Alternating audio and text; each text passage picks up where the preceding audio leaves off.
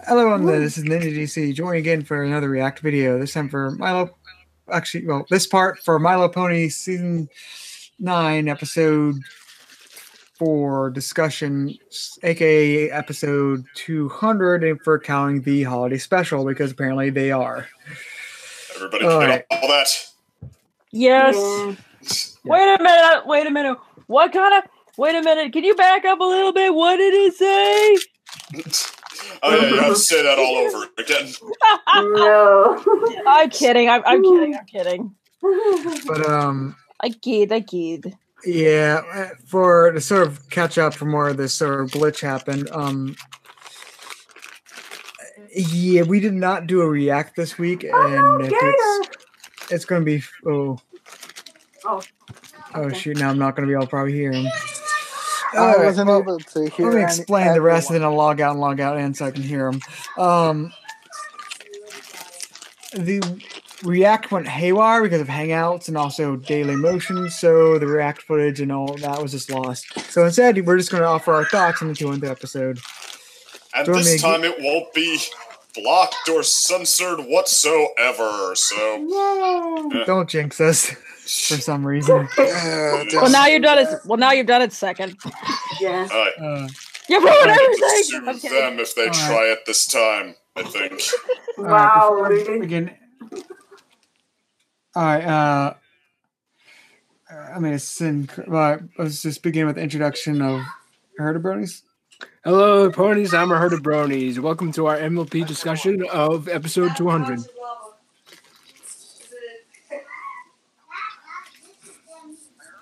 Alright. Yeah. Skip Carlos for now because of audio things. He's actually going to drop out in a second and try to get back in. Moving on to Daylover. Hello, everybody. Daylover here. Can't wait for Reactor to start and discuss this episode. So, yeah, good things to look forward to next. Jenn. Hello, everyone. This is Jenn. And I am, as usual, I am without catchphrase. Oh. But ready for discussion. Let us discuss why you do not have a catchphrase. I'm just kidding. Well, that could be your catchphrase, not having a catchphrase. That's it. That's it. That's the catchphrase. The catchphrase is no catchphrase. Mind blown. Actually, I think I suggested something like that before for at least one other reactor who didn't have a catchphrase. I think you probably, you know what, you're right. You probably did. Both the second day lover geniuses. Yay! Second day away. Well, what more would you expect from the second opinion? Nothing less. What about the second day couple? Nothing less. Expect nothing less than the best. Fine, from the second day couple. Yay! Oh, why are we not using that pun before? Why have you not what? Second day. Why have we not used that pun, shipping thing before? That's already, thanks to Daylover here, our canon ship name. Yay! Yay! I anticipate lots of fan art. There is already. I don't think you're seeing my well, there is for you. Yes. Send me links. Give me ideas. Sure.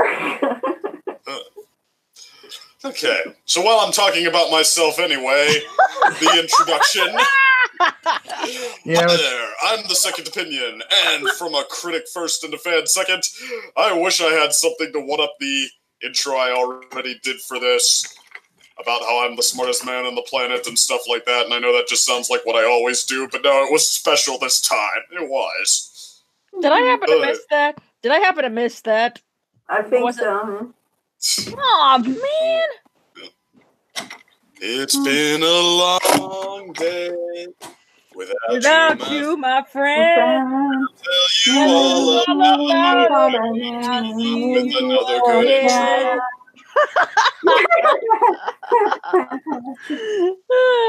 See, that's the discussion, ladies and gentlemen. There's all of us trying to sing. Yay. Fighting gravity and the lack of singing voices. Dun, dun, dun. Were you trying to sing Okay, Wicked just? Were you trying to sing Wicked just now? Yeah. Oh, that is where that's from, isn't it? Yeah, Defying Gravity, right? Yes. Yeah. Oh man, I rocked. Oh man, I rocked that song out at last time I had karaoke. Oh, so liberating. I rocked that song out. Add that to the list of things to do at PonyCon, karaoke. Yes. Oh my gosh, yes, Yes. absolutely. Absolutely. I would hope they would have some sort of big karaoke thing like that. Where you could literally sing anything from Journey to Steven Universe to anime themes to My Little Pony. I'm going to sing My Little Pony stuff in Danish. Yeah, So expect a concert at PonyCon. I guarantee there is a karaoke thing. I still don't know if it'll be an official karaoke thing. Someone's who bringing needs it a to be karaoke. official? Yeah, someone's bringing a karaoke machine that's going to have like somewhere pirated MLP songs worked on there. I'll do it. I'll do it. I got a karaoke machine. All I gotta do is maybe see if I can hook up my cell phone and then play YouTube or something. Yeah. Till then. Yeah. Stay tuned. For a second day. So you think I'm the only one in this ship who always has to make it about me? Well, it is called Second Day. Yeah. So it's a little bit of 50-50. Okay. But I guess moving on to our subject at hand, what did y'all think of the 200th episode? It's going to start. Well, thank you for that countdown background voice. I don't know. Honestly, I thought this was really good for a lot of reasons. You can tell that every one of the voice actors has a credit on this episode, and you can tell that they're having a great time coming up with lines for these characters, and you can even tell what's maybe their favorite traits about these characters. Like, for example, I'm living with Pinkie Pie. You like her voicing these lines where Pinkie just goes out on a strand of Pinkie logic that, heck, on a level we haven't seen her go out on for a... Jeez, I don't even know how long. I mean, honestly, I think it's been a real long time since we had a Pinkie Pie this esoteric on her space adventure, dreamed up mission that, lines like that just had to be the work of some of these voice actors, and I mean, they're... Okay. I just wanted to check. Fun. Can any of you hear Carlos? Can you hear me? Yes, you can hear Carlos. You can hear him? All right, then it's just me. I'll just be logging out in. All right. It's usually me on this end, at least hearing wise. Yeah, this is the new running gag on this sitcom. We'll be right back. Right back after these messages. Last time on Ninja DC, Second Opinion was giving his incredibly insight. For crying out loud, I can't even start the flashback without being interrupted. Let's time on Dragon Ball Pay. Carlos, can you speak up for a second? Still running on the bridge and Dragon Ball. I heard scratching background, so at least I think the mic works. All right. Yeah, he's muted right now. I know, but I heard him for a second when he turned it off, or at least the mic. So, all right.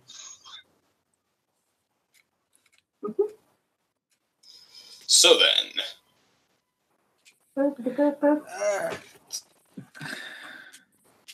Alright, well, we're done second. All right. Go on with your thoughts second. Oh, sure. Okay, going on. But yeah, you can tell everybody's having a great time. Some of it's great in character lines. Some of it's screwing around lines. Some of it is how insane the things they can dream up. Like, Applejack used to be a rising country star, I guess. And yeah, Rainbow asks if that's true, and it didn't even occur to me at first that, Applejack can't lie. So, although the fact that she hesitates when Rainbow asks if it's true, it's like, okay, how do you even interpret that? The fandom, if they're not having a ton of fun with that, I'll be wondering why they're off their usual game. So, what can you even say to that? And I mean, the 100th episode had moments like that too, just like, hey, let's have these completely insane, just for fun reveals. But honestly, I think I like this better than the 100th episode. It all fits together a lot better. It has its eye on the prize better. It doesn't just jump from one thing to another when it gets bored of what it's doing, because it doesn't seem to get bored of what it's doing. And then, yeah, really nice character moments for a lot of different protagonists. Spike and Fluttershy, their thing. It takes leisure time a little bit. I don't know if this is like A plus, that the series has totally never done better than this kind of material, but even to having Twilight go through the plan that Shining Armor already guessed without throwing any twists into it, like that. I mean, you kind of wonder, I don't know, or at least in context, it plays like she's given up a little when that's her plan, but what more can you say? That it's kind of nice to, even on that level, show how Shining Armor, even though he's not like sci-twi genius, is smart in his own right, and there's, in fact, really only one major complaint I have with it, and here it comes. I don't know if it's even with it in particular, because at this point it's kind of, how it is in the show now, but even so, as I might have brought up once or twice in past reacts, I hate the princess sister dynamic they've settled on. The dumb, cutesy, pandery, character-related, not at all stupid, cheesy, just like you pseudo-relatability dynamic that they fell into because they were out of ideas on how to characterize Celestia, and they figured they'd lean into Luna's cutesiness, and... Yes.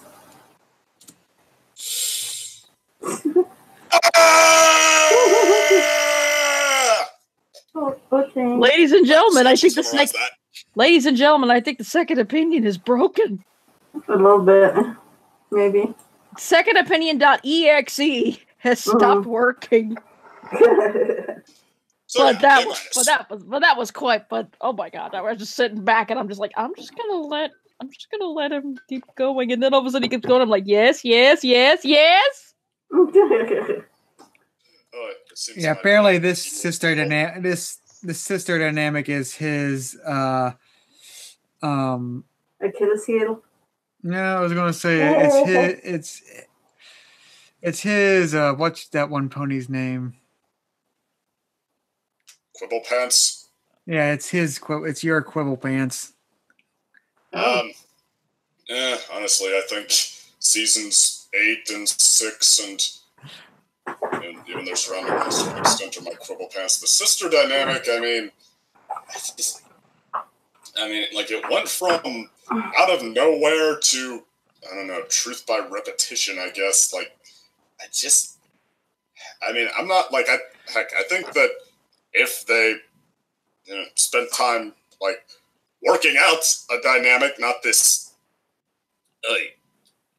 cutesy, hey, that's a proven trope, siblings fight, but they get along, like Mabel and Dipper and insert dozens of, if not hundreds of other sibling pairs you can think of, but I mean, if they bothered to give them a dynamic that these characters who otherwise are very in keeping for century-old princesses, or at least more often than not, that seem to have a pretty complicated and interesting history together. If they gave them something befitting of that, I mean, I could totally believe that a little cutesy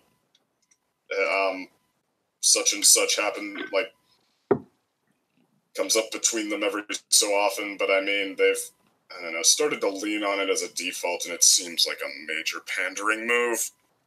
They're so cute! They're just like you! I mean, like... Yeah, but it's one of those things where it's like I think it's a Flanderization effect is what you're really hating about it, if I'm getting what you're saying. I mean, a bit, although, it wasn't even like they're Flanderizing. I mean, Luna sort of. Celestia, it's not even like they're Flanderizing a trait she started out with. They made one up and then decided to lean into it because, yeah, flaws that aren't flaws are popular these days. All the praise from the, what's the word? McDonald's rule of thumb criticism that,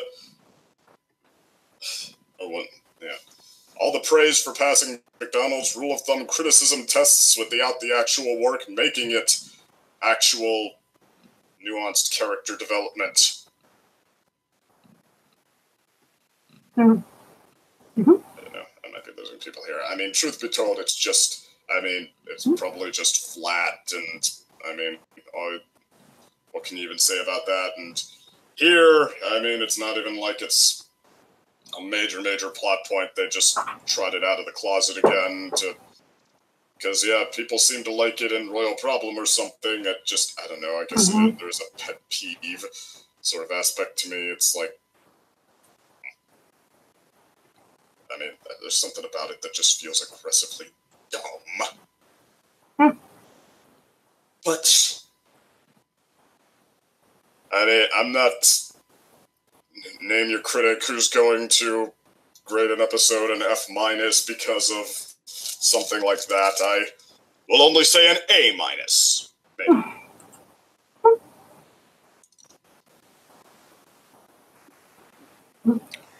So I guess one question to ask, how do you feel this episode compared to the previous big episode, like the 100th episode? Well, are they really counting it, or is the next one going to be the 200th? No, this is the 200th episode special one. I like the 200 or the 100th episode a little better, but I also really like this one though. But I don't know if it's my turn or not. Well, he asked it of all of us. Okay. Yeah, it's sort of free for all right now. Yeah. Okay. Like I said in my summary, I kind of like this one better. Like the 100th episode.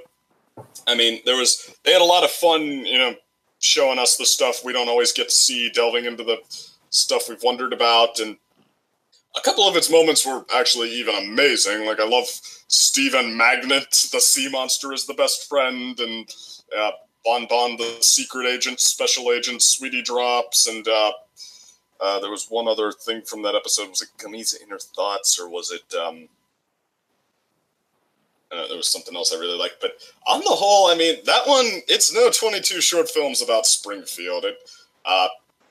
It creates little stories for all of the characters to have, and starts to become pretty clear that what it cared about was not telling stories, but just giving them stories. Like, some of them,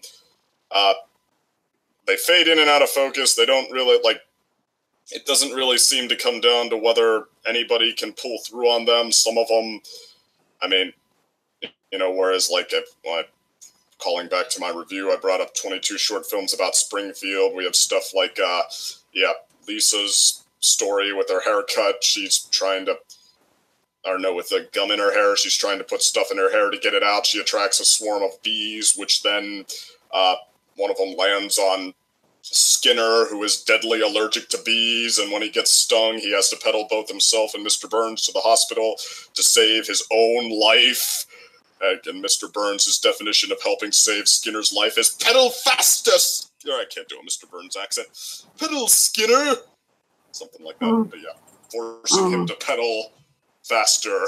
Like, I'll get you there the best way I know. Well, yeah, that was really funny. And then, yeah, from there it finds segues to other stories. And 100th episode, like, some of them just stop and abruptly jump to something else. Like, Derpy saying she needs flowers for the wedding. Dr. Hooves suddenly, or no, he brings her to his house saying he can help her with that. And then they mess around there for a while. And he's like, oh, why were we here again? Oh, or no, it wasn't flowers. Because I accidentally set out the invitations with the wrong date, and Dr. Hooves is like, I need to get my suit tailored for the wedding, and I mean, that's, that technically still has to do with the wedding, but I mean, he just brings that up out of nowhere, and okay, I guess we're doing this now. He, runs off with his suit, and then, like, when Derpy comes back later, it's just like, oh yeah, I figured it out, or something, and I don't know, it feels like it's, it feels like the stuff that the characters are invested in is not what we're supposed to be invested in. We're just supposed to, treat them like a knick-knack museum. So this one, though, on the other hand, I mean, it comes up with a pretty funny central plot to keep the narrative thread going, and and everybody, even in their moments that are off, that are like their moments to have by themselves, they do. It is a sustained narrative. It is all happening like. I mean, the action is pulling all of it along, but, Spike and Fluttershy, they end up trapped in Shining Armor's traps, so they have a little moment to themselves there that's still connected to what's happening. It's not just, oh, hey, let's talk about Zephyr Breeze now. It sets up Spike's motivation for later, and, I mean, and when you say it that way, it sounds like there's a meticulously planned formula to all of it, or at least that I'm under the impression that there is, and I mean, no, there's not, but I mean, it's just a matter of, the story, whether the story actually cares about its own story, about, keeping this moving, keeping the focus on the stuff that is, carrying on the reason we're told we're watching this in the first place, I guess. Which, although in that sense you might say the 100th episode, the reason we're there in the first place is just to see the background characters in the foreground, so that sense it continues to deliver what it promises, but I mean, it's like, okay, well, you're still an episode, you have to carry yourself like an episode. Guess so. If you're going to tell us that we're watching an episode. The thing is, I have mixed, I feel I enjoyed episode 100. Like, it had flaws, but I felt episode 100 felt more like a spectacle, like it was more of a celebration, where if this one is it's a good episode, but honestly, if I didn't tell anyone this is the 200th episode special, I feel no one would have really noticed it was different from a typical season 9 episode. Yeah. Well, at least a good, I don't know. Season 9 has been overall pretty good or decent, so I don't want to say typical. It's still higher marks than season 8, but it's still sort of things I feel this would not been stood out as a special episode unless you're told, which I feel takes away from it. Even though the episode on itself is actually a good episode, especially a good episode for Spike. And also has a great, some great humor. It has some great humorous moments, but in the same way that I feel Mystery on the Friendship Express sort of had little gaggy scenes, this one sort of has sort of callback sort of things where it's of that level where it doesn't feel like it's it doesn't feel out of the ordinary, I guess, is a good way to describe it. Mm. I mean, if you told me that the voice actors wrote their own lines, I might believe it was the 200th episode, because, like I said, I think you can see at least to an extent of just, what they've really gotten into about these characters. That might be why it ends up such a good Spike episode, because Kathy Westluck is one of the ones who has a writing credit, and, she seems to, be happy. Well, she seems to at least be afforded the opportunity to have fun with Spike. I mean, I don't know, maybe she was, or maybe any of them were just like, write me whatever, I'm here to do my job, but I mean, it is one of those episodes where we're supposed to see what makes Spike tick a little bit, and,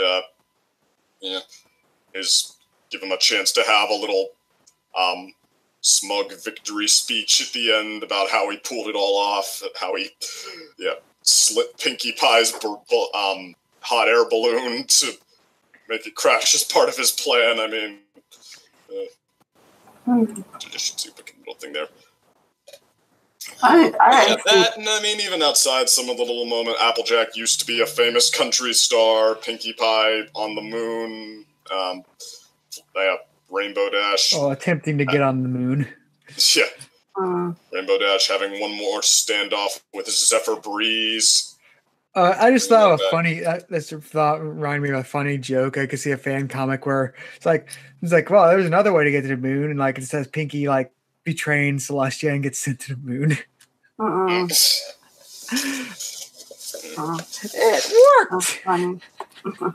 That's funny.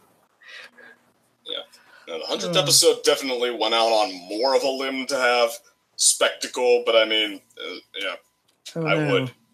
Oh no! Wow. A couple of those attempts were amazing. I would argue that this one resulted in the better episode. Yeah, I like this episode a lot.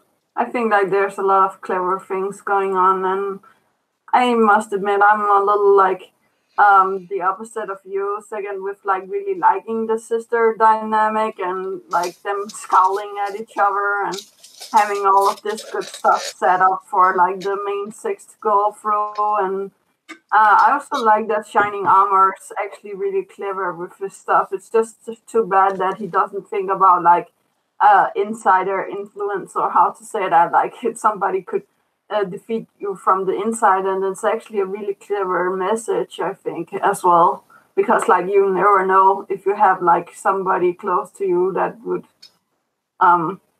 do stuff like that to get the crown. I like it in the end also, like it was Spike that got the crown, but I think it could have been like even better if Luna had made copies for all of them, but that's just a minor nitpick from my side. And comparing this to the 100 episodes, I don't think that's fair, because like then we need to compare all episodes to 100, right? Or what? Well, I feel like because this is a special, but number specials. It's inevitable, even if it's not fair on any level. Didn't we have other special episodes as well? We had the Christmas episodes and stuff like that. Then we need to compare those to 100 episodes as well, to be fair. We always have holiday specials. I mean, even if it's not the holidays, that's just the show saying, okay, let's do this now. I mean, the Christmas episodes always get compared to each other, and they're honestly, but I don't. And you really comparable. And you very well could compare this like this to the holiday, the actual 40-minute special, because that was another special episode. Like that's a fair comparison, but like I also think it is a fair comparison though to that 100th episode, because all three of these are like very special, like not just in the typical season format, like they are like intentionally like special for like the series. 100th episode, like the actual official Christmas special. Like not Christmas. I still think like there were enough shenanigans to go around. Like I said, I feel it's a good episode. I feel it's didn't have the spectacle of the if it was a standalone episode, like no one they never brought up the 200th episode special, I feel this would have just been better. I would have better received it. Yeah, I don't know about that, but I really like the things that Shining Armor had put in, the traps with the weird new birds we haven't seen before, and like all the geese. Yeah, and like the thing with Spike and Fluttershy being trapped, and then Spike like talking about how he actually feels with the sister and brother dynamic, and yeah, that's a little special. I mean, actually, I will bring up one thing. Is like another thing. Two other aspects I liked about this episode, which remind me is one. Actually, I felt they did something that's hasn't really been done often before. Is they made Shining Armor actually interesting. Yes, I also which like is that. a very a serious rarity. But also, yeah, they also captured the annoyance of geese because geese are really, really mean and annoying animals, and they really captured that pretty well. More you know. Yeah. Was that a little bit too much? I'm sorry. I'll hide in my corner. You don't have geese over in Denmark, do you? Yes, we do. All right. I guess it's just Canadian geese is like the ones I'm thinking. Like, Oh, you like geese? Yeah, I like geese. They're okay. You just don't mess with them. It's like a swan. Like if you come near them, they will break your arm. I'm not even kidding. Like I had a friend once that broke an arm with a swan. We thought it was an old fairy tale, but like swan came out of nowhere and broke his arm. So yeah, that is a true thing. Swans are supposed to be mean. Never really mean. I've heard that. Yeah. Luckily, it only ran after me and plucked at me, but nothing happened to me. But I guess another question is, because we're talking about like Spike and Shining Armor and all that, but what about in terms of the main six? Who do you think stood out well for the main six? Yeah, who do you think had the best story or side arc to this? Well, I liked Applejack's story, but I must admit I'm on Rarity here because like she made that insane plan with like doing everything the whole other way and like doing like new stuff so it wouldn't come under the radar of Shining Armor. And normally I'm not that fond of Rarity, but I think like she actually nailed it on the head, especially with like telling Twilight you have to do nothing. All right, that was a good gag. No, I will admit that was so refreshingly offbeat. I mean, like Yeah, and they didn't try to create some forced symmetry by having all of the main six get an equal part of that. They were okay with just letting it be one of them. I mean, stuff like that. I mean, I also like the Pinkie Pie scene, but I guess that was more because I like colorful and fun stuff. But it's always good to have a different animation style worked in. Yeah, I like that. That was the noir dynamic. That was fun. Yeah, and of course I like to see Celestia and Luna, but I guess I'm alone there. Speaking of like Luna things, like I think at least my favorite shot of the entire thing is when Luna went Mafia with the goose in her lap. It was like that was a priceless shot. That's how Mafia works. Yeah, all of these artworks with her being in the Mafia with the geese. Yeah, that's insane. But that's fun as well, yeah. But I mean, she could use our what is that Mafia pigeons that we have made seconds. As well.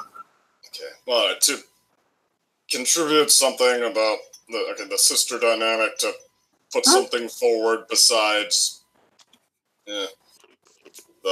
besides negativity, down criticism and stuff. What? Yeah. Okay. Well. All right. Picture that you know absolutely nothing about the sisters, be it like they have never had a second episode, and now you're about to get one. You have, two thousands upon thousands of year-old sisters who, last they saw each other, had a break that was bad enough to sever their whole relationship, to make the younger one so painfully jealous and neglected that she turned to performance-enhancing drugs to make up the difference. And now, okay, they just got an opportunity for a second chance at this. That, Luna ran into Celestia's arms and said, I missed you over. That was the start of it. So, okay, these two characters who, with Celestia, we know on some level has to act the part of princess, has to keep her real feelings to herself, and now possibly with everyone except Luna, and the Luna who is, maybe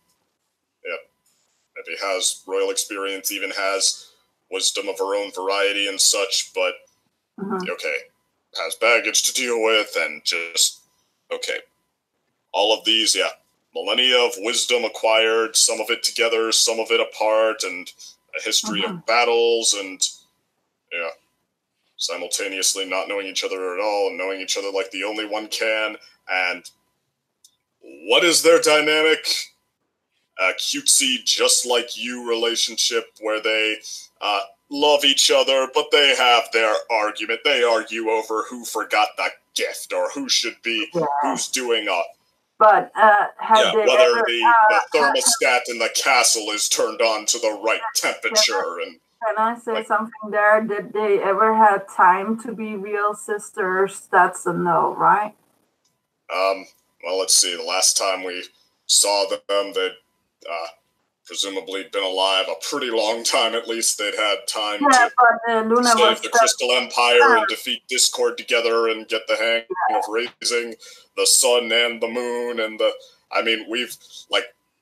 I don't know, maybe they could have settled into a more quote-unquote normal sister dynamic, even though, okay, when you have, it's hard to appear exactly the same as quote-unquote everyone else when you actually are wiser and far more experienced than everyone else. Who says they are? A couple millennia in charge will do that to you. Well, you would have to be. And heck, Celestia, we did get lots of implication that it has on some level, but maybe they could settle into some kind of, I don't know, normal dynamic, but it's not feasible that some of that would enter in, but that is the only dynamic we've ever seen them have. No, that's not true. What other dynamic have we seen them have? We had to see them together in where they switched to cutie marks and stuff like that. They had that dynamic there too. Well, that gets on my nerves so much sometimes. What about that episode where Luna comes back and it's Halloween and all of that good stuff? I know we don't see Celestia and that a lot, but we don't see their dynamic at all in that one. They hadn't had a chance to be just sisters again and with each other and stuff like that. I think they're starting to find out how they had it before Luna was sent to the moon. Yeah, maybe they're just they're discovering all things, and I think it's cute. And even though you had a sister that I forgot I didn't mute that. Even though that you had a sister that was on drugs and stuff like that was sent away, and she came back, you will still have problems with her. It doesn't go away just because you're age-old entity and stuff like that. You will still have a sister dynamic. It's your sister. Okay. Well, as Socrates said, thou shalt not sail away in the ship of rhetoric. No, he didn't say that. One of his students says that. Nobody cares about the Platonic dialogues. What am I even doing? But that aside, my original point there was that is the only sister dynamic we've just about ever seen them have. It's the one they've settled on. It's the one that dominates the interactions they have now. And my original point was that, how can you not say that that's not short of what it could like have been. No, I like it. I think it's a good, actually, evolvement to the characters, and I think it's going to continue like that. I think it's a de-evolution of their characters. It's tied into nothing we ever saw from them outside of outside of itself justifying it is its I don't know about that, but justification for them acting like that. Good because, like, as you said, it's like, yes, we want to be like showing that we're just like normal ponies or being like everybody else, and I feel like getting them to a point where we could actually like be okay. I'm looking more and more like this sister dynamic. Yeah. So I don't want to see how they're just like everyone else. Just like everyone else is boring. It's just like everyone else. No, I don't think it's boring. I just to interrupt a second. Can you all hear Carlos? Hello? I can hear him, but I can't hear him. We can. Jenn can't. I can't hear him. Oh man! All right, I would say, Jen, you leave and pop back in, and then I'll leave after you and pop back in. Okay, from Skype or Hangouts? Hangouts. Okay, all right. I'll log out and then pop back in. Yeah. Okay, be back. Right. Yeah, because I think it's just with the signing out and signing back in. So again. Yeah. But I guess it's also because I have a brother and sister dynamic that looks like that with my brother. I got more brothers and sisters than you do. Yeah, but do you have that brother and sister dynamic that they have? Probably yes, a little bit more than I do, without saying anything. You're siding with me now? What? Yeah, well, if you can see yourself in those shoes and seeing like you're actually having a somebody close to you that you have a sister dynamic with or brother dynamic with. Even in that, it's like they don't have, they don't have a quote-unquote sibling dynamic their own way, like heck, not even on the level that Twilight and Shining Armor do here. They have no, but how could they have that? They have the sibling dynamic.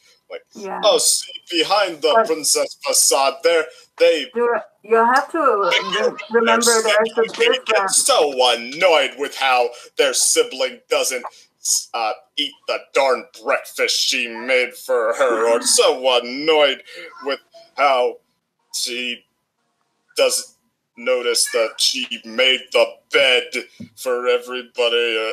Just whatever. I mean, it's such nondescript, mediocre writing that. Well, like I guess, and I just like it. You could have taken. I just like it. I guess it's because it's more normal to me. I don't know. Yay! Next. Thank you. Next. Thank you. All right, I guess I'll go. Yeah, if I had one word to describe this whole episode, it would be just clever.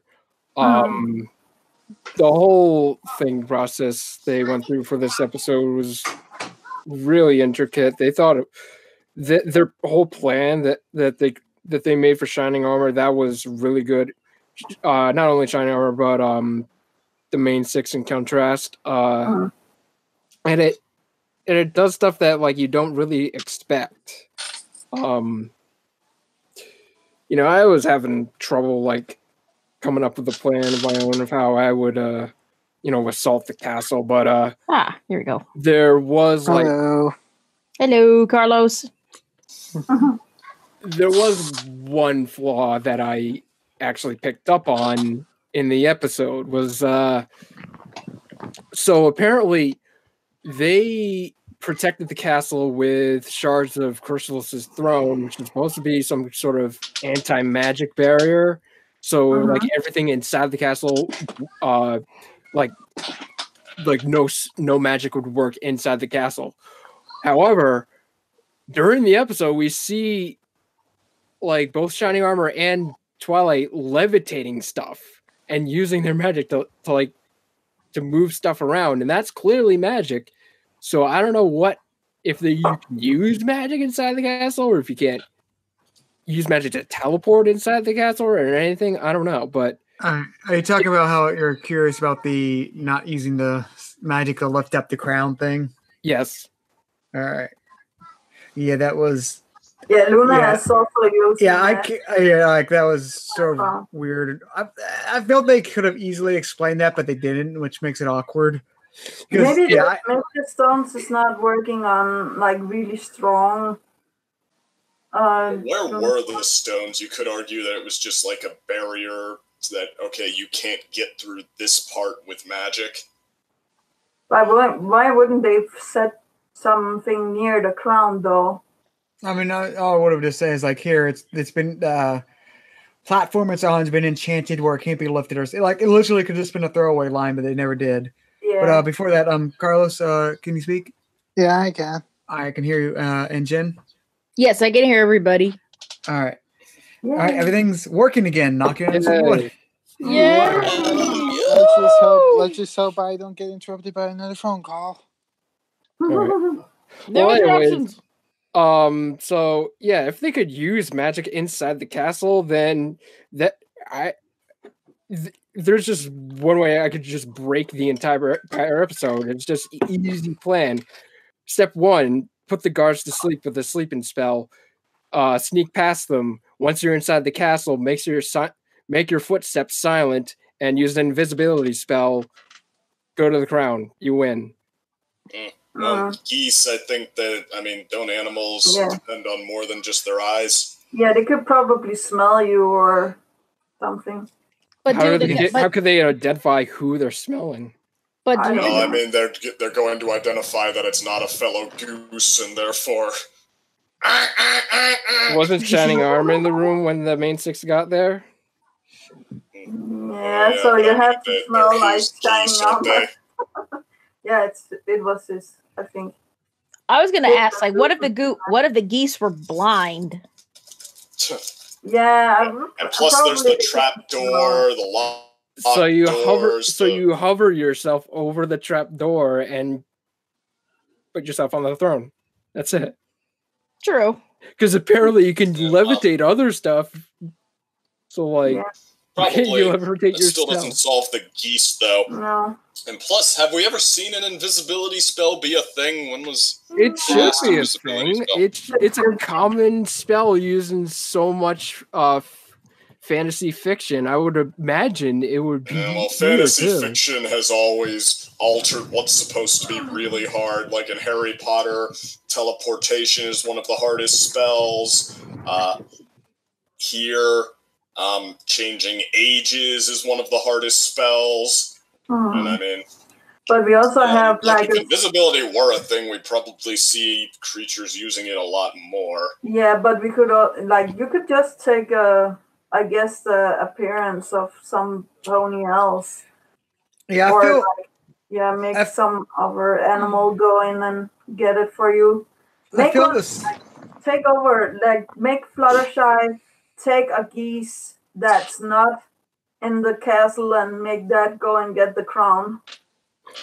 I feel the throne though. I did just looked it up. Shining Armor did say surrounding the castle so nobody can get in with a spell.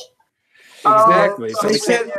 So they couldn't teleport in. Yeah, they said the teleport part. The one thing I feel this could have all been solved if they just applied the same like logic they did for Equestria Games and be like, hey, there's a door you pass through that takes away all unicorn magic sort of thing. And But what about the fact that are we ready to talk about the twist at the end? Oh, yeah, that was unexpected. Oh, that was unexpected. If they have an inside person, like it could get around that. Like they did in Spike's case. I was like, well done. Well done, my boy. And that's a really great moral for kids and everybody else. Yeah. And Carlos, I wanted to ask you. I know you how big of a Spike fan you are. What was how did this episode like affect you as like as a tried and true Spikes fan? At first, I was truly amazed at all the baby Spike flashbacks. I love those. But those are adorable. But that was before I even noticed the whole him calling out to like wanting to be like a little sibling, like involved in their shenanigans, and like the rudeness of Twilight displaying like, I just want to be like a little sibling, and then it's like, let's get with the plan. I'm like, heartbreak, you doing the heartbreak thing again, like Father Knows Beast, but in reverse. Actually, I've seen that be a debate among fans for a long time. Is Twilight more Spike's mother or his sister? And I think for a while I was like the people I was hanging out with anyway, the certain group of bronies who I really cared about that and really insisted that it was mother. And I was like, no, I mean, even like, that's kind of a whole other level, even if you're the one who's kind of doing the raising. It's, you know, I don't know. I'm of the thought sister. Yeah, I feel sister as well. Yeah, I'm inclined to agree, and I think that this episode has made that the definitive answer now. Right, exactly. Thank goodness. I mean, the idea of like Twilight being a mother figure to Spike just seems wrong to me, you know? Well, she did hatch him from an egg and took care of him, but I think it's better with the sister dynamic because I agree. Then you're not thinking that she's treating him too bad, I guess. I mean, that was the dynamic that Lauren Faust came up with. It was Spike was a brother. Right. Plus, this one reminds you that, like, even though he was Twilight's dragon, that there was at least a period where the mom and dad were still, the ones Twilight spent her time with. That, she didn't just pass the test and then move full-time to Canterlot or to wherever Celestia had her living. I'm sorry, it just keeps on happening. We get disconnected from the call for somehow. Reality. But still, I have to say, this was dare I say, this is a good kind of, I'm going to say a twisty Spike episode. I say that because of the twist at the end with Spike and such. But I gotta say the reason why I was one of the reasons I was staying quiet while it was the Second and Day show. But but it was the second. We do have that dynamic with each other, I guess. I know it's adorable. I get it. But also I was just like, listening to everybody else's opinions as well. And really, there's not really much I can bring to the discussion except all I can say about this episode is like, somebody's watched Ocean's 8. And that's true. Somebody's watched Ocean's 8 and they ponified it. Yeah, I didn't even think about that. This is MLP's answer. This is MLP's answer to Ocean's 8. Yeah. Silly Jen, there are only 7 oceans in the world. Okay. Just like you're gonna say the tricks are for kids. Whoever told me that is hogwash. Hey Jen, can you hear me? But it's still the whole idea of the heist thing. It's like, yep, Ocean's 8. But Ocean's 8, somebody watched the movie and they're like, oh, let's put it to My Little Pony. And which could have been amusing, but I'm kind of glad at the beginning you had Shining Armor kind of guess the whole plot. He's like, oh, and you kind of throw a wrench into it. It's like, he figured out all the plot, we figured out what Twilight was going to do in the first hand. And also, kudos to Shining Armor. That was a pretty darn good, detailed security system and guessing what Twilight would do. Unless he had Twilight's castle bugged. Unless, yes, but there was that fatal flaw. But Spike was the fatal flaw. He missed that. And that was a good foil, and that was a great foil to that. Hey, Alex, can you tell Jen, like, I dropped from the call accidentally? Jen, Carlos dropped from the call accidentally. Oh, no. Not again! Yeah, and we were doing so well. Yeah, I came back. I wasn't even thinking about the Ocean's 11 or Ocean's 8 thing. I came back and like literally like Jen and Derek can't hear me. Yeah. Carlos cannot be heard by everybody because Rick Moranis was right. Even in the future, nothing works. Nothing works.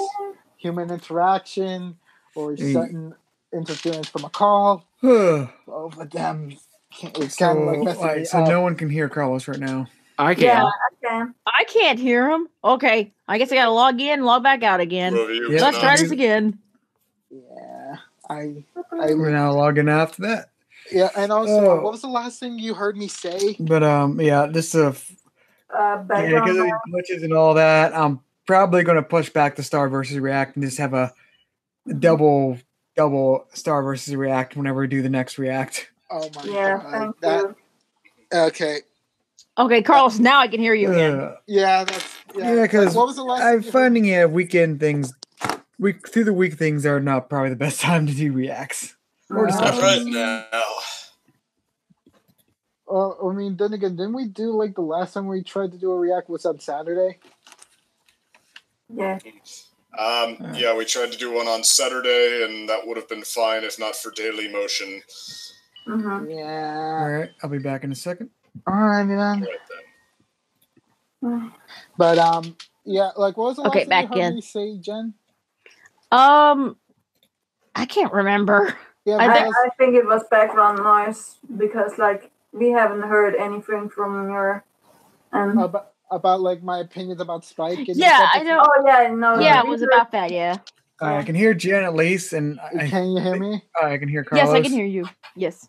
Yeah. So I was just gonna try to say like about that, like at first like I was like I was struck with like the most adorable feels about baby Spike, but then on the second viewing it was like Spike was like being like unappreciated and such as like a baby like who wanted to be like a little brother to like the two, and it's like that's how I kind of felt like during like the season 2 finale when Spike wasn't shown at all during the flashbacks, and it was just like, where's baby Spike? It's like you guys are like doing all these flashbacks with all certain characters like Spike or Apple Bloom, you know, and they kind of also rectified that with like Applejack's flashback, and but then for like the episode to turn out to be like a surprise Spike episode, I'm like, you just turned into top 3 Spike episodes in just one single move episode. The thing is, at least with the Apple Bloom things, it was somewhat justified because they often did like a lot of Applejack's flashbacks are like pretty long flashbacks. I mean, like long ago when she was a young foal or young filly. So it makes sense that like at that point, Apple Bloom would be like extremely young foal. I thought that Apple Bloom's alter ego, you can't see the air quotes things, was ridiculous. No, Applejack's alter ego. I'm sorry, my bad. Oh, that's you will never know for sure if that was real or not. It's been a long day, guys. Applejack's alter ego, I thought that was kind of ridiculous. The one thing I felt the idea was good, but the execution could have been better. Agreed. Yeah, because we know Ashley Bloom. Ashley Bell. Ashley. Oh my god, we're getting confused with the Apple names now. Ashley Bloom. But like Ashley, like we know that AJ's voice actress can sing very damn well. Ashley Ball. Why not let her do that? Like it just felt like they gave her like such a very like sort of talky country song, which like she can do like so much better singing. She works. She is in a band. Like if you're going to do like the plot would be like like some sort of celebrity singers, like didn't just show that. She could have. Oh, wait a minute! This is a golden. I just remembered there are 2 golden opportunities that were missed in this episode. Okay, the part where like Shining Arbor says, "Whoever wins this is sibling supreme forever," and then Twilight says, "Forever," and Pinky could have come and said, "Forever." We could have had a party of one. We could have had that. Oh my gosh, Pinky could have come up and said, "Forever." That would have been a great callback. But then also another one. Now that you said that, AJ could have had a Yaya moment. Oh yeah. Yaya? Like, wait. Are we talking about Rah. Oh my, gaga. Roger, bad romance. Rah. I mean, AJ could have had a rah moment. Oh, you mean a coloratura moment in which, like, yes. you actually, like, count as coloratura? Oh, it could have been so great if, like, Applejack had a flashback to her and Rah in the camp. And yes! like, Applejack being the one being like, no, I'm not going to be a professional singer because I want to be with my friends. And then Rah being like, I want to be a professional singer. And then what happened to her? That would have been funny. Yeah, that would have been. Oh my gosh, even better. A Rah AJ duet. Oh, God. Classical country music battle. Again, like, oh my gosh, yes. I think it's like we needed Lena Hall. Yes, absolutely. Convince, like, get Lena Hall and Ashley Ball in the same thing. Make a beautiful, like, classical, like, country, like a beautiful kind of country, country-esque kind of ballad. You know, like the original Dolly Parton, "I Will Always Love You" kind of vibe, you know. Oh, guarantee you that would have been awesome. Yeah. All right. That was a missed opportunity, I think. Yeah. Okay. Or like 2 talent seekers coming to or a talent seeker coming to see them at the camp and like choosing both of them, but Applejack would be like, no, I don't. I have my family and. She had to grow into a full country star before she walked away from that career, I think they said. Oh, well, maybe it seemed like that. I don't know. Like, both choosing the way then, and then, yeah. I don't know. So, I think, like, continuing on with that, I felt like the more emptier performance was kind of actually like Pinky's lines in this episode. In which about like, let's go into space!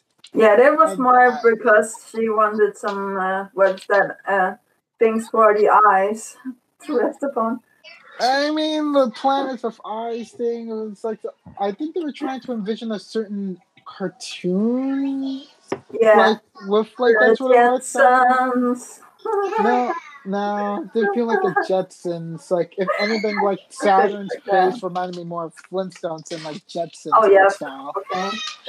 But even still, like, meanwhile, while Pinkie Pie's part went flat, Rainbow Dash and Rarity's part was kind of like Rarity Investigates Part Deuce in the best way possible.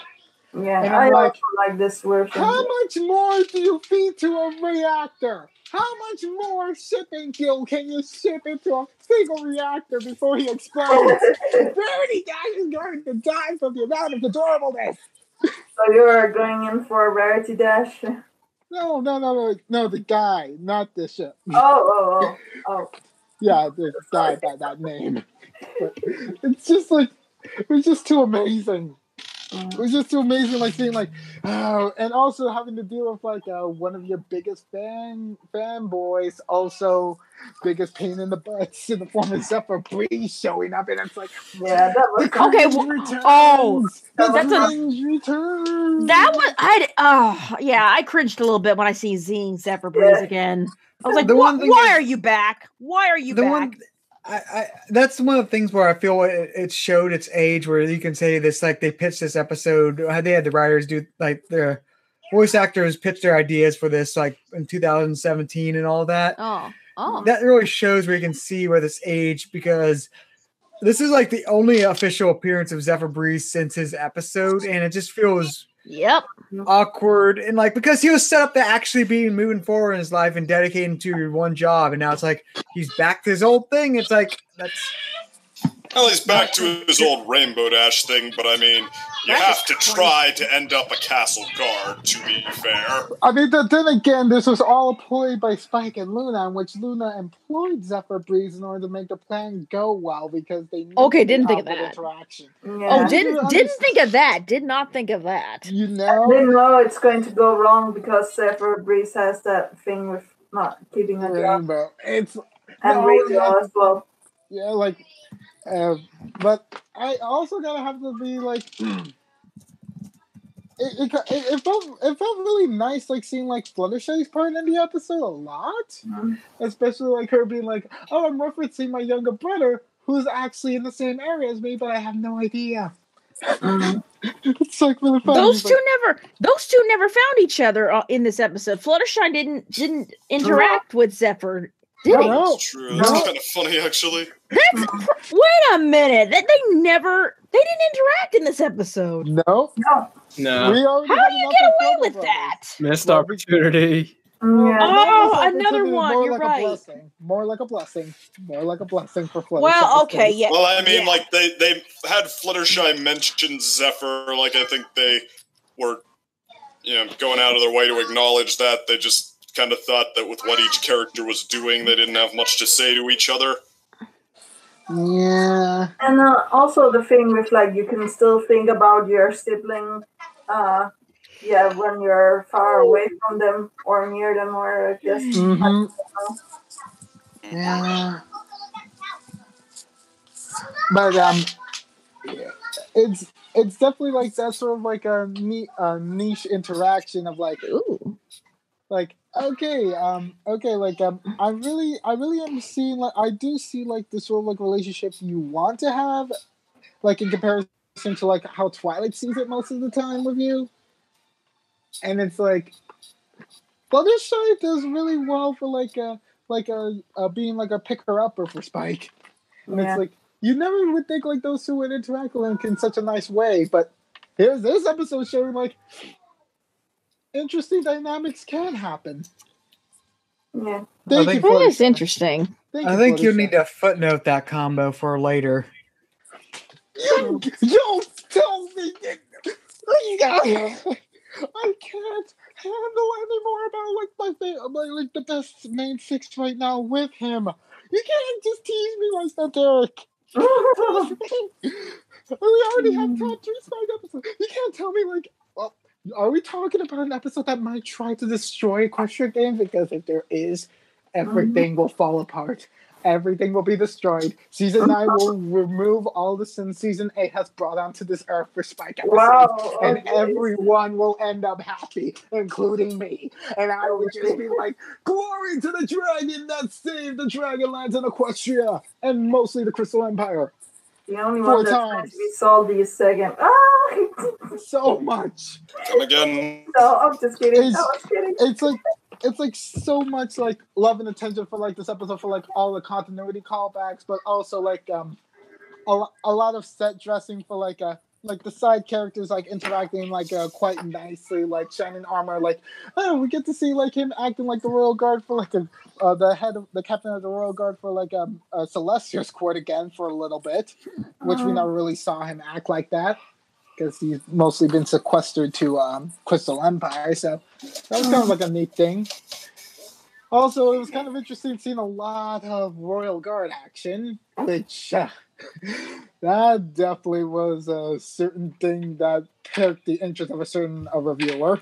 Okay, what was the deal? What was the deal having like Royal Guard and then Royal Guard foals? Oh, you mean it was supposed to be like the new recruits, like they're just got very new recruits. It's the privates. It's the privates. Yeah. It's the privates, and that's a lot of women. Got it. Yeah, and that's why they're more mishmatched in terms of like appearance, because they're just sort of like they're really scraping everything to get a new recruit, like and everything up their ranks. I mean, like I mean, like, I think like the job posting for like being like a royal guard is certainly decreased over the years for the main six, like the continual saving actions. I don't know. They've actually gotten more effective in the last few seasons. Not saying much, but they are. And they actually also look good in the armor, though. Oh yes, Rarity does look pretty interesting in that sort of honor. Like, just sort of a smaller guard. Yeah, but who could she does a good job in imitating our guard, I guess. So they fall for it. But you can see it's Rarity in a guard uniform. True. I don't know if she does a good job, per se. Well, like, she still makes the guard fall for it. I don't know if they're just new or they, I guess... the episode, within the context of the episode, I was just a little surprised, Shining Armor haven't given a description of the main six to the guards, being like, if this pony tries to come into the castle, it's a no-go. No-go. It's like, well, but then again, maybe it's like he didn't give any information because this was supposed to be a test of like, like if you already give like information beforehand of like, make sure like you studied like these poems, like then that's already putting them at a disadvantage when the main goal of this is supposed to be like a field test of like just treat anyone like normal, but let's see like how secure this place is, because that's how prideful and confident they are that like this protection scheme will work. Yeah. That's why they didn't mention it to the guards, like canvass the area for like the main six. Sure. But they still need to know what the enemy looks like. It's a field test. It's like you're not supposed to like advertise like certain enemies unless you want to have them profiling. You're supposed to not supposed to discriminate. You're just supposed to like immediately suspect like the most like suspecting figures from like a bunch of plain ponies, you know? So I'm guessing they have a profile on Sombra, even though he's gone. Well, now they do because of like what he did. Yeah. Because like all his thing before was Crystal Empire and crystals, but then it's like as soon as he got his ego up, he was like, "Oh, I'm just gonna go for the mainland empire now." I think as soon as like, okay, now we know what Sombra. Now we got an idea. Now we finally got an idea of what Sombra's like. Let's make him talk, and let's make him have some more meat to his character. Immediately acting like a chaotic evil version of Blue Blood. There's your character. Oh my god! You know, if I never see Blue Blood again, I won't cry. I don't know. I wouldn't mind the chance to see Rarity own him one more time. Well, technically, no, that wasn't Blue Blood. That was somebody else. I'm sorry. But it's okay. But like, it's really like Twilight 7 is like certainly like the type of episode that I'm very proud of for like an anniversary special, just for like it like improving on like some of the things that like Slice of Life, like Slice of Life was very much pure fan service to the nth degree. This was like fan service to like the continuity nods, and even more so than like say like Amending Fences. It was like an episode that just harkens to like what fans aspired for like the show to like pick up for like the relationships, like single out like what sort of like characterizations were like the most popular out of like the main six. Meanwhile, it didn't work for like Pinky, and Applejack was like meh. Everyone else was just like, look at how developed they all became and like how scarred they were, but like still continuing on with this for like the sake of like Twilight's like goal of like, we'll become the sibling supreme. Yeah. And you're and, like, still doing too much for Twilight, yeah. No, I mean, I hope Amending Fences wasn't what everyone aspired for the show to be. I like Amending Fences. The glory of martyr complexes. I liked it, though. So that's not the episode first. I mean, like, No, it's not. it certainly is like this type of episode that like I would certainly like to go back and rewatch multiple times just for like all the cute scenes, like everything like this. The what scene? Of all the cute scenes, all the like the planning stages and all the so you can awesome finally get some good Spike stuff. Yeah. Well, truth be told, I mean, a lot of people probably did want the show to do more, like amending fences, like the characters reach down deep and try their hardest to, or find it in themselves to save the day, to be that special angel on the shoulder of a poor, lost soul. And I don't... not like this, I didn't, at very least. Like the...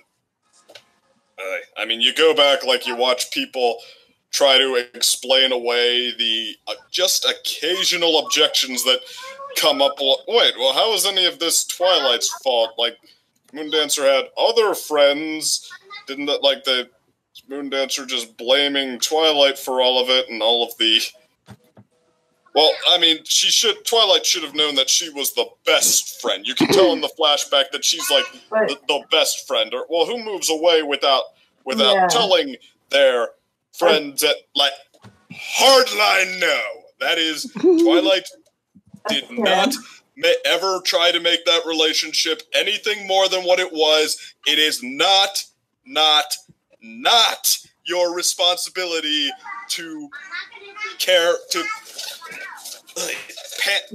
pamper, not even pamper, let's not make it a question of being tough enough or whatever. It is not your job to be your friend's therapist. It is not on your shoulders to make sure that their psychological issues that you didn't even know about are properly cared for. If Moondancer is really that insecure so that what Twilight does this to her, she does not need a big, wait, I've returned, what happened before didn't count surprise party to make all your problems go away. No, she needs therapy. Serious, hardline, long-term therapy. And this has okay, so that's your biggest gripe about that episode. Like, I don't know why, like, it's been, like, unclear about, like, why you don't feel that episode, like, unfairly, but, like, like, that sort of part, like, that's not what I think about for, like, Amending Fences. It's just, like, the callbacks of, like, the old friends of Twilight, like, Pinky's excellent scene with, like, Minuet, like, and, like, that was really good. Like all those moments, like, surrounding it, like, it's not, like, Twilight's responsibility to, like, handle it. I was just, like, wanting, like, this episode to be, like, a benchmark for, like, Twilight to, like, try to expand, like, her network of friends, because, like, she had her old acquaintances and such. Like, I like the flashbacks and such. Like, Moondancer was, like, just someone, like, so hanged up for, like, one birthday party and such. Like Twilight decided, like, as her mission as, like, a princess of friendship and such. Like, you don't expect that for, like, any single friend. Like, you don't just, like, you're forced, like, to become, like, someone's therapist. Like, that's not what I'm expecting from the show. What I expect is, like, just good continuity along with, like, characters, like, being treated fairly according to, like, to the plots that they're given to. Like, understand, like, the dynamics of, like, the show that you're creating. Like, elevating yourself beyond, like, any sort of, like, stereotypes or any sort of, like, discriminatory things that you might, like, put in, like, in the show just because of, like, you might feel, like, lazy and such, like, say, like, in the earlier season for, like, some episodes. And, again, this episode kind of, like, spits at the face of, like, early seasons for, like, how it was, like, we've given Spike his fair share. Like, not just, like, saying, like, oh, give Spike his fair share for, like, the Dragon Kingdom. No. We're giving him his fair share for, like, his dynamic with Twilight as, like, an older sister and a younger brother relationship. And we're giving her his fair share, like, saying, like, this is Twilight 7. This is not the main 6. This is Twilight 7, like, going against a joke from, like, the season 8 finale, in which is, like, Tina's like, it's only you, it's just me with you 6. It's like, 7! From Spike. And it's like, the deep cut. The voice actresses remember him.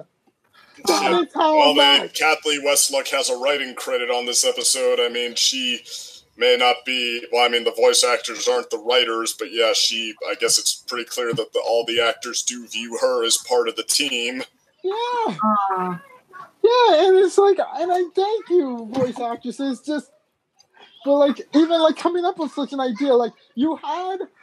as many times as you wanted to, like, create, like, a fun episode about, like, the main chick, but you decide to have it be, like, a nice little, like, shenanigans episode of, like, parodying Ocean's 8, but then ending it up with, like, a surprise Spike winning in the end and in an actual gratifying way.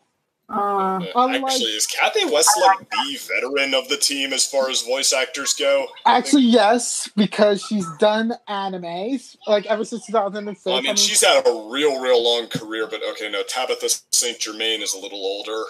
Oh, really? Okay. By 1 year. That's sad to do with him. We're talking about the dynamic these voice actors must have had when writing this episode, Oh. Sorry. But it certainly is like quite a nice episode that, like, apparently also had like a behind the scenes thing, which I just only saw today. It's kind of nice, like, seeing like all of them like just talking about like the ideas and such for like the episode, and like and that, like, them feeling like very privileged to be like doing this like as like a special opportunity, and like crediting like the fans for like letting them reach to such a point that they were able to do something special like this. Like, because like you never really think like about like voice actors like doing something like this for like specials for like any cartoon ever, right? Yeah. Like, no cartoon I ever saw before ever did this. Like, they did it for, like, say, like, Make-A-Wish Foundation for, like, people wanting to, like, write an episode or something like that. But nothing like the actual, like, core, like, staff, like, that wasn't, like, the writing staff, like, working on an episode because of, like, their appreciation for, like, the stuff that they work on. And I think it's, like, some of the most touching stuff you can even have for, like, the final season. Yeah, I agree. Like, as a big final farewell. For, like, the staff, for, like, everyone... like, putting their hands away from, like, this product with, like, smiles and all. Like, moving on to greener, better pastures. We can... And if episodes like this continue on, like, so far we haven't hit a dud, but, like, then again, who knows about episode 5? Who knows about, like, any other future episodes? But, like, right now they've been on a good streak so far with, like, 3 centralized stories. Let's hope they keep coming.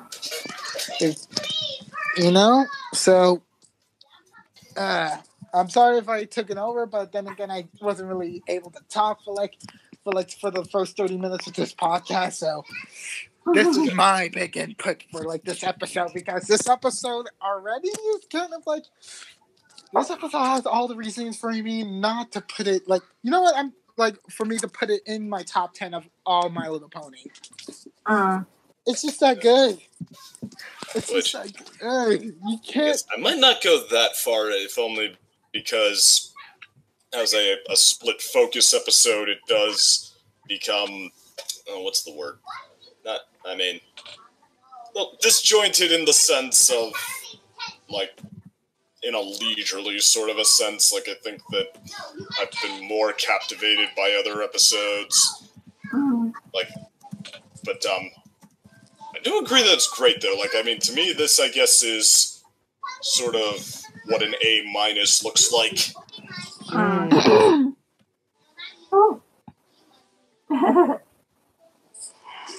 All right.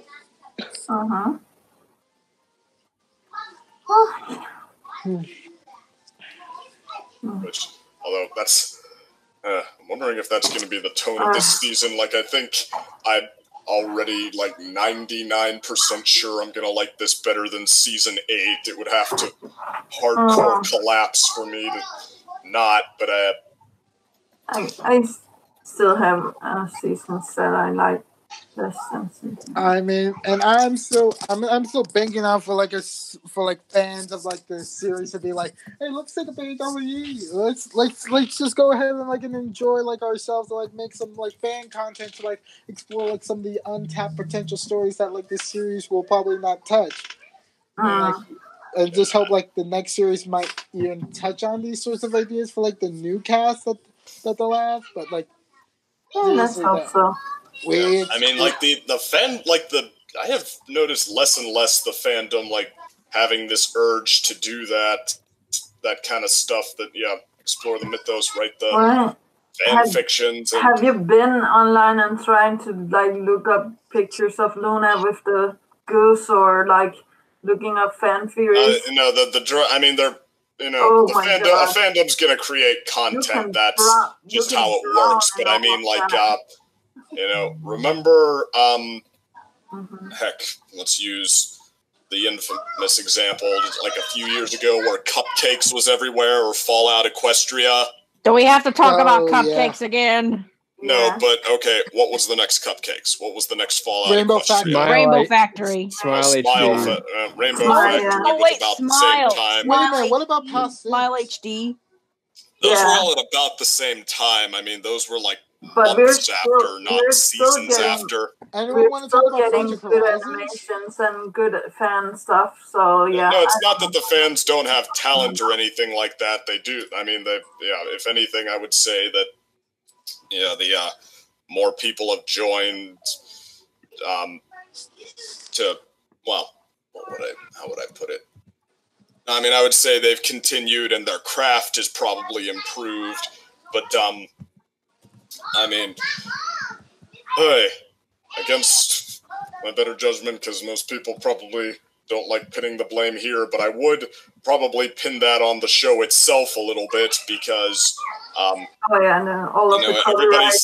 everybody said through all of this, they wanted world building, they wanted to see more of it, but they wanted that because the show was made the world feel big. It was, even though we didn't see it a ton of it directly, there was there were episodes traveling to places that were hinted as being just one of the countless places you could go that was a glimpse a little bit outside what was supposed to be the quote-unquote norm for Equestria, but you could still go further, and that lands beyond Equestria and mythology hinting at that. And now we've traveled to lands beyond Equestria. The Yaks, it's a village of Yaks. We've seen all of the land taken it, we've seen the full extent of the authority outside. Yeah, it's really interesting. There's other people in charge of stuff. There's a Prince Rutherford. There's a Lord of the Dragons who is the person you go to if you want them to say, hi, I'm the one in charge of the dragons. The world feels small now. It feels like there's not many interesting places you could go, or even that there's not necessarily many interesting places you could take where they've went. I still think we're getting new interesting places. What about the new tree? The new tree thing, it's the new tree is just continuing off of the old tree. I mean, that's a continuation of the plot thread we've already gotten, and that wasn't the least interesting one they ever did, I'll give you that, but I mean, who's creating, who is honestly, can't sleep until they form the fan theory, or whatever you want to call it, who until they decide for themselves how to feel about the tree or what might end up happening with the tree. Don't get me started on that. I have a bunch of those fan theories, as you know. You love fan theories about everything. No, especially about the tree, yeah. Did I hear one theory? I have not. Just one theory. No, I have a lot. But just one theory. Oh. Come on, stay with me. I still have the theory about the tree has the roots that was hanged in the ceiling at one point with the memory crystals, right? Yeah. I had a theory for a really long time that the memory crystals was going to fall down onto a pony that has lost its memory, and then they're going to save the day after getting the memory crystals in their face. So essentially, they're going to get a crystal to the noggin, yeah, which could kill them. Yeah, but they're going to get their memory back. Yeah, don't you see? It was like that episode of Pokemon with Tomo, the Genghis Khan boy. He gets his memory back because his dad cracks him on the head with a branch in an attempt to abduct him and start over. Maybe they're going to fall onto the ground and crack, and then the memory is going to open and go into their memories. Their brain. Yeah. Can we do something other than apple bonking, maybe? I don't know. But I have a lot of weird fears. And I was right. My point with this originally, though, was that, kind of I'll give Season 7 some credit for trying to dig into the lore a little bit, create some more, but yeah, that, and maybe this too, to an extent, it seems like it's ready, especially now that it has nothing to lose, to dig into the lore and see if it can. And we still have we still have the villains as well. We still need to see how they're going to handle their friendship stuff. And with the goat and with the goat. Rogar from Gen 1. Rogar. I have a feeling though. Oh my god, that's another Gen 1. That's another Gen 1 villain. Yeah, it is. Wow, and Tyric's a Gen 1 villain too, right? Yes. Yeah. Whoa. I actually liked Grogar's episode a lot better than I liked Tyric's in Gen 1. I thought that Tyric's was real rushed, and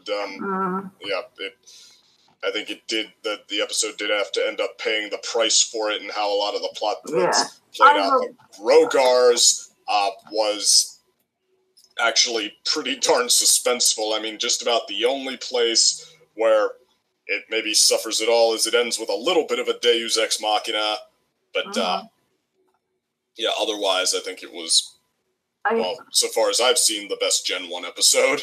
Yeah, I really hope we're going to see Scorpion on this. I'm right with one of my other theories about him being destroyed when they tried to make the elements of harmony, but never mind.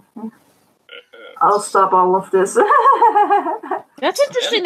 That's interesting. They brought back two. It seems like they brought back two Gen 1 villains. And for the most part, these Gen 1 villains they're showing a lot of promise. They're showing a lot of promise here. Especially Grogar. Is that the goat's name? Yes. Yep. Grogar. Definitely Grogar. I mean, I said this before in a previous episode, and I'll say it again. You've got a villain when you've got Taric, Chrysalis, and Cozy all look at each other like, oh my god. This thing's messed up. The one, the only. Also, his logic is we can't really argue with his logic. It's we really can't take on the main six by ourselves. It didn't end well for Sombra. And also, Grogar he came closer than you would have thought, though. I mean, Grogar has the power to give them, so they also have a reason to stay and listen to what he has saying. They're also kind of hostages at this point. Yes, they are. But by all means, keep Cozy. Yeah, you're not gonna get any value from Cozy. Just let her keep her. Jen, she wants to be friends.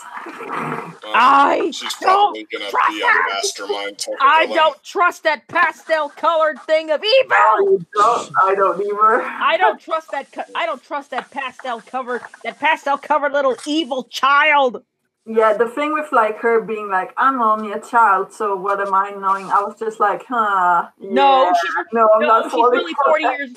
No, she's really 4,000 years old. She's really 4,000 years old in the body of a foal. Are you talking about a lolly? Because really, you're describing the lonely right now. No. Well, I guess so. I guess I am. But yes, what could be really satisfying is that, like, okay, somebody decides to, I don't know. There's like, I guess Daylover will use their theory, like stab her with a crystal, not just for fun's sake. Okay, maybe a little bit, but just stab her with this crystal. All of a sudden, this ancient evil comes out of her. I'll be the first. If that happens, I'll be the first one to sit back and be like, I knew it. Or maybe like the memory crystals could fall onto her, and she would get like her good memories back, and then she will be like redeemed. Would you like that? Really memory crystals, are they though? They're just decorations from Twilight's. I'd still probably be like, evil. All right, but I guess we should get back to this episode and just give our closing thoughts on the 200th episode. Yeah, I liked it. It was nice with them. I think it was really great. Yeah, and I think the episode was clever with the trap and spike stuff and all of that good notion. Yeah. So. I enjoyed Ocean's 8. I enjoyed Ocean's 8. I mean, Sparkle 7. Ocean's 12, you mean? No. Mission Impossible. Yeah, pretty much. Yeah, sure. I like him. I will say, though, at this rate, I'm like, Season 9 could well end up being my A- season, because, like, as much as it's going all in on just everything it couldn't do before, because... wait, what about the long-term consequences? Shouldn't we try to establish a long-term direction or something? Like what it is digging into, it's like, it has less an air of, building from what, the show has done up to now, like bringing these arcs to a high point, and more an air of, I bet, they'd really want to see this happen. Don't you really want to write about this now? Yeah, I really want to try this. This is, like, I guess just, making it less onomatopoeic dialogue that I'm inventing for the writers to say. It's just, the core, what's running at the core of these episodes.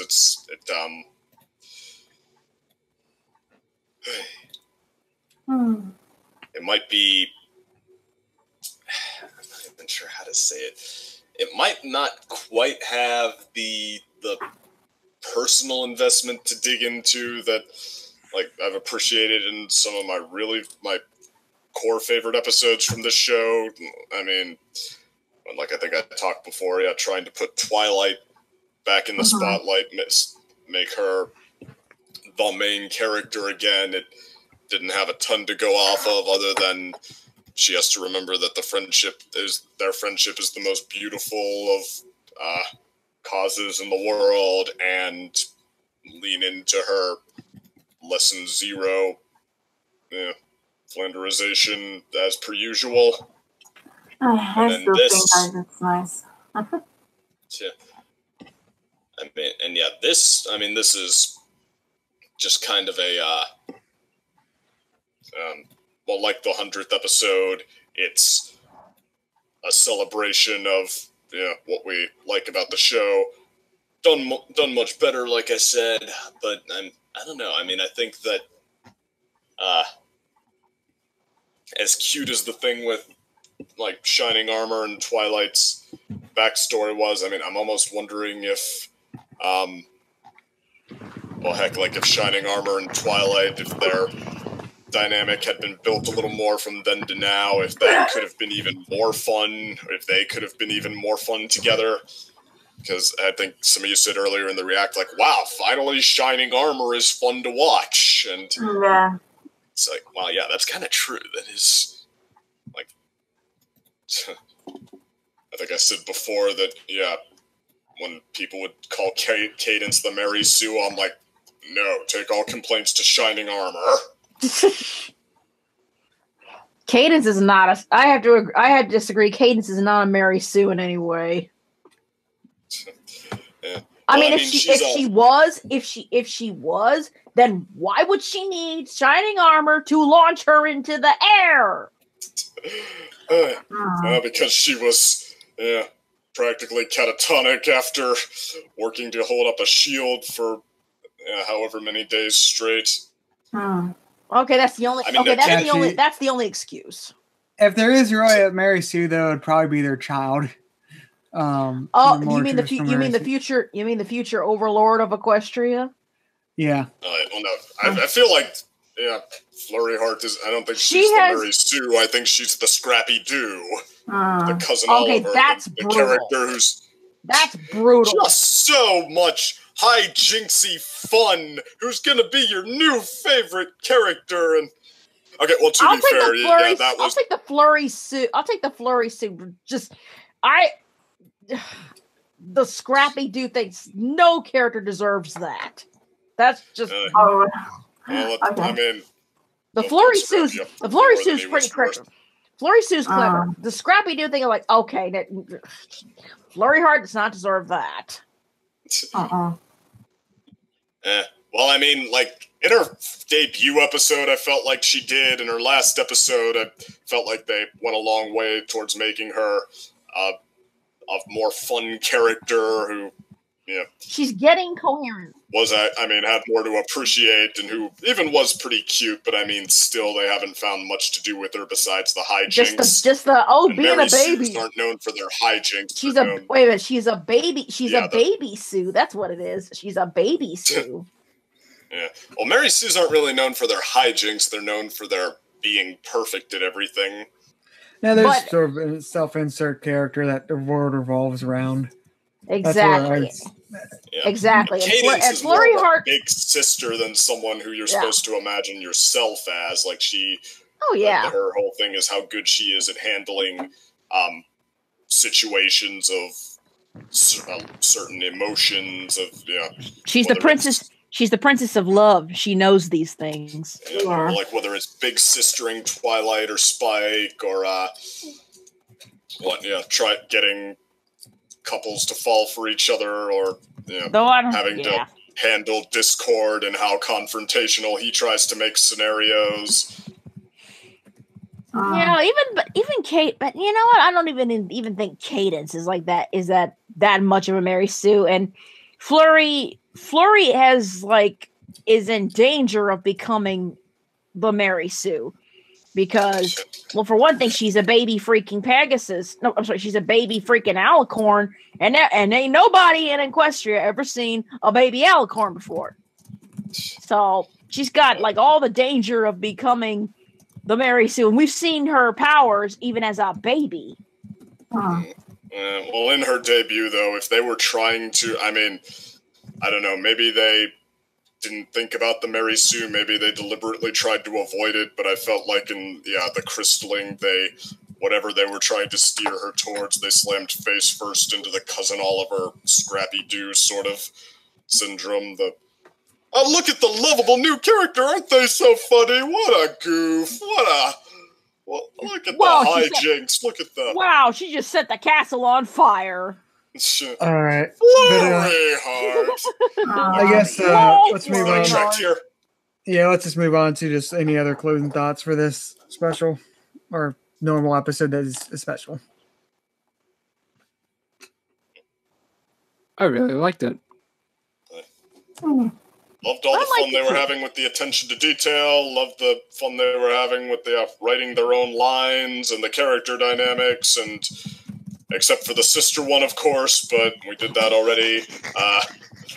Liked some of what they brought back and some of what they introduced with Spike, and then, I didn't mind seeing Zephyr Breeze back too much, even though, the thing with him and Rainbow Dash, that creepy. Turn a few heads now, but still Rainbow gets to get him fired for that, so I feel like he came out the worst there. He got the short end of the stick. To be fair, he deserved to be fired for that. True. True. I liked it too. I would make a joke like, "Oh, I love Ocean's 8." I mean Sparkle 7. But But yeah, really like the episode, and I love the twist that they love the twist on there with Spike and Luna and everything. And okay, just the scene of Luna just stroking the goose is just hilarious. It's literally a turkey in the baking. I shall make her an offer she can't refuse. Luna, the screaming. That's not what godmothers do. Now I'll admit that's giving me an idea for future BronyCon cosplay. Now I'm wondering if I should carry around a goose. Yeah. I actually have mine. Saint Germain say, I'm going to make him an offer he can't refuse. There you go, perfect. I'll make him an offer he can't refuse. I have a crush goose. But I definitely like the twist they did. It's always fun seeing. I always think Shining Armor's fun. Even I don't know why it is. I just think he's fun, and it was good seeing him in a much kind of lighter role. Well, yeah, it's in a much lighter role with and more Twilight and Shining Armor shenanigans and such. What else? And the writing wasn't so bad. It wasn't so bad. Although, yeah, the Zephyr Breeze thing was a little bit cringy, but thank goodness it was short. And by the way, if anyone decides to ship Zephyr and Rainbow, stop. They already did it. Darn it! No, they won't. I don't know which ship is more cringier, Dash and Quibble or Dash and Zephyr. No, I don't know which one is. I don't know which one is. Yeah, I don't know. I mean, like, yeah, they care about different specific activities, but Quibble hates to lose in exactly the way that Rainbow does. I think they're perfect that way. Yeah. It becomes cringy when they're like shipping Flurry Hard with the older ponies. With who? With shipping Flurry Hard with anybody except maybe Pound Cake. Wait. Who are they shipping? Sin against nature. Who are they shipping Flurry with? Who are they shipping Flurry with? Everyone. For Luna's sake, fandom! She's a baby! Listen. That does remind me of like seen some like comic dubs. It's like doing like teenage Flurry Heart that just randomly just started popping up. No. They're like 3 years old, but they just started popping my YouTube thing recently. But it's hilarious because like it's so foul mouthed. It's like so wrong, but so hilarious. Oh my god. That's a foul mouthed baby. Oh, for Luna's sake, fandom, she's a baby. Come on. No, this is like teenage Flurry Heart is like the gimmick. It's like teenage, extremely rebellious Flurry Hearts. Oh, no. Rebellious with the powers of all magic kind. Basically, and goodbye, Equestria. Well, not yet. We still have a couple of episodes before the end of the beginning. Yes. Before Flurry Heart grows up and destroys everything. Yeah. Right? Yeah. Or Quibble talks everyone to death. Oh God. We must not forget about the upcoming threat of Quibble. Well, actually, yeah, I'd love it to be that it turns out he and Rainbow Dash are both into a sport, but but Rainbow has now she's the one with like a controversial hardline opinion, like I don't know. No, Wind Rider is not the greatest Wonderbolt of all time because I hate him now, and now Quibble has to listen to Rainbow go on and on forever while he's seething like, ooh, gotta think of a way to prove her wrong. Gotta. Well, well, okay. That actually may be watchable. It'd be like karma coming back on him. So I'll start to think about approving this.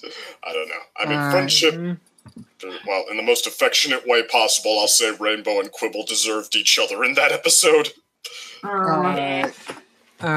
But I guess any other final thoughts on this episode? I will agree. A-. Cut myself off. For me, it's a top tier episode and very much easily top 10, if not even top 5 for me. But also a good Spike episode.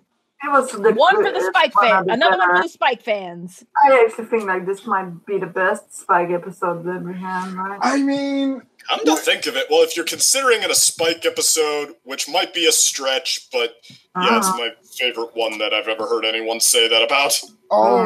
like I mean, it's like top 3 right now. Like I mean, like it could be like second place, or it could be third place. It might even be first place. Like, that's just how weird this episode is right now. I need to watch it multiple times and see if I like watching it more than Equestria Games and or Gauntlet of Fire to see if this episode passes the test of time. With Gauntlet of Fire, that's some big shoes to fill. That's some pretty big shoes to fill. And also the times they're changeling too. I'll keep it to a minimum, but watch Gauntlet of Fire again and tell me if everything doesn't feel a little more standard than you remember. Maybe. We're just watching both and realize that Spike maybe the trick on it is maybe on the trick that is that really Spike could be the most powerful of all. We're talking about an OP dragon. Yeah, I mean, even if you hate Father Knows Beast, I mean, it did indicate that the show hasn't at least forgotten the notion of where Spike came from. Could it be there's an interesting little twist to be had there? Oh my god, that's interesting. Like if it turns out some dragon is actually related to Spike, and we didn't even know if there was a relation. Like I don't know, say Smolder actually being a sister. Come on. Okay, I think I'd probably like just bash my head against the wall and be like, no, they went the Skywalker route. Yeah, I would also disagree with that just because it's established that she already has a brother. That she clearly does know about. Like, could be Skywalker route. They went the Skywalker route, or maybe like they could go the Kylo Ren, Rey route. But their destinies are somehow intertwined. We just don't know how.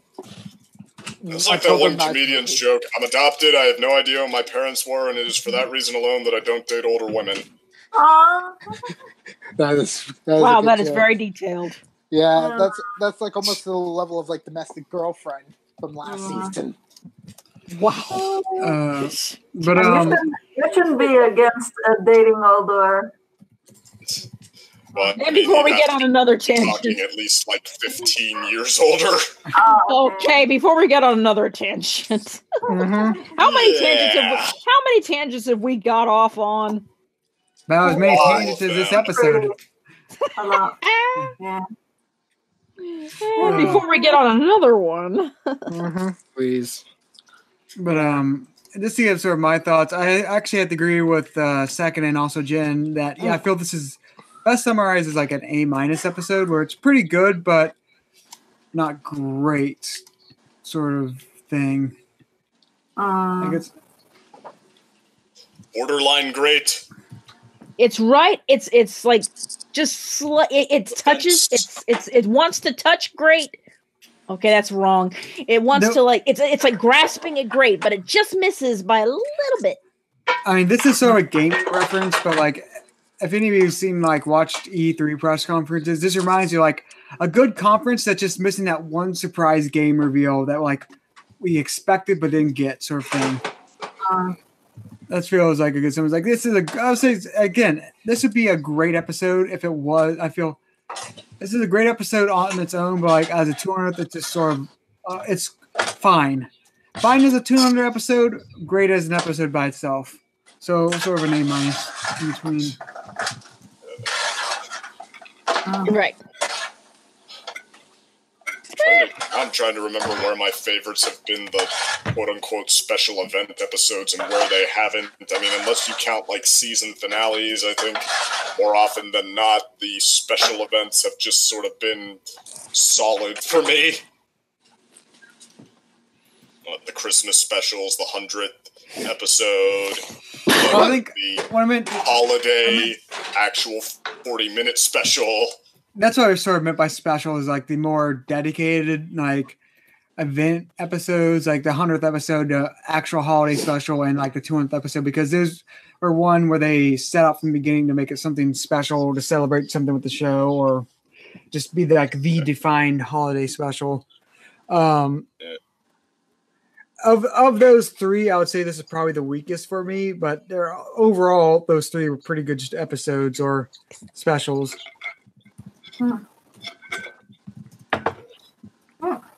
Interesting. Mm-hmm. We could have a whole cast on that someday. Our favorite special event episode, or favorite episode of all My Little Pony. That is going to be a podcast that is going to be ruthless in the fighting. I think is for that. I think we'd have to do like a game of the year special. Was like you have to break down not just the game of the year, but also like the game, like the episodes per category. So like best for all the main 6 characters, like best X episode or stuff like that. Yeah, like I literally have everyone who's ever been in a film scripted just literally like worked on it, and then like tally the results while like. Me and Second already did like a top 5 for all the main 6. Yeah, we got a head start on that one. Yeah. Wow. Well, hopefully this season shakes up that list. Yeah. Maybe. Come on. We can't be stagnant forever. True. Oh, that's true. I mean, actually, I think ironically enough, season 8 shook up my favorites list more than season 7 did, just because, like, season 8 had the fewest great episodes of any season I've ever seen, but the 2 that it had on my card, 2.5 maybe, counting the finale, but no, the 2 great ones are probably some of my favorite episodes in the whole darn show. And which ones were those? What Lies Beneath, and because rainbows won't light up the sky unless you let it rain. Sound of Silence or Song of Silence. Sound of Silence, yeah. Okay. Which was written by a guy who's never written for the show before or since, just this acclaimed playwright and writer of other things they hired, which might explain why it, except for What Lies Beneath, was so far the standout of the season it wasn't even funny. Yeah. It's like an oasis. Yeah, but What Lies Beneath is no pushover. I might actually like it the better of the 2. Yeah, you guys, I really am starting to. We're signing off though. Yeah. So. Yes. I guess see y'all next time, and probably for a double episode of Star Versus, and then sometime this weekend. It's going to be a little one, and then after that, we're gonna do the next MLP episode. Yay! Fun times ahead. Well, hopefully Stay tuned. Glitches and more Google Drive plugins. Hopefully. Pray for us. At the very least, no daily motion. Yes. No absolutely. daily motion. No daily motion. No daily motion for the sake of reactors everywhere. Agreed. But stay tuned to the next 8-bit reactions. Yep, I guess see y'all then. Bye now. Bye.